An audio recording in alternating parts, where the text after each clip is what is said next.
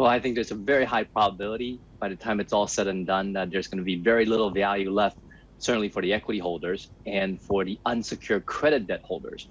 Much of the debt owed is actually collateralized. So that's the good news. It means most of the debt holder can take collateral, and most of the collateral is actually prime land.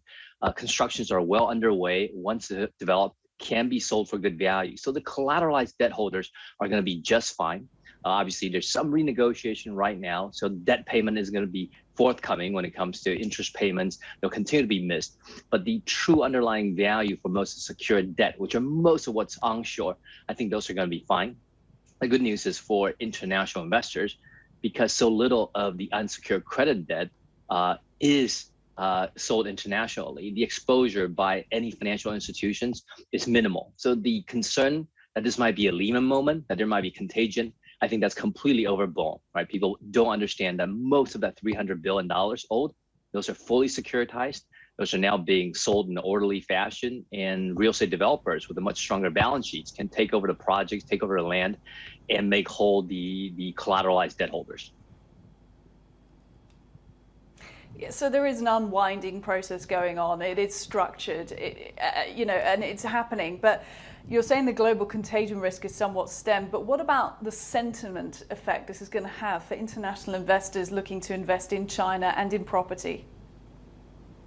Well, Evergrande is just yet one in a sequence of many shocks that sort of hit China investors in the last 6 months. Sentiment's gone as negative as can be. I think the fundamental themselves are just fine. If you look at the GDP growth, it's slowing, but it's still one of the fastest in the world. You look at the corporate sectors, strong balance sheet. You look at the financial sectors, well prepared to weather anything that comes its way. But the sentiment is weak, and that weakness can continue. Historically, when you look at data, once global investors turn sour on China thematics, it usually takes many quarters, sometimes a full year, before you start to see some bottoming out. So I would say right now for investors, you got to pay attention to sentiment. Always. Good morning, Jason Tanvi, joining in this conversation. You're calling yourself a patient contrarian investor. Where are you being contrarian and why? Well, being a contrarian means when everyone is worried, right? When everyone finally sees risk and is on the sell side to de-risk, we want to be the buyer.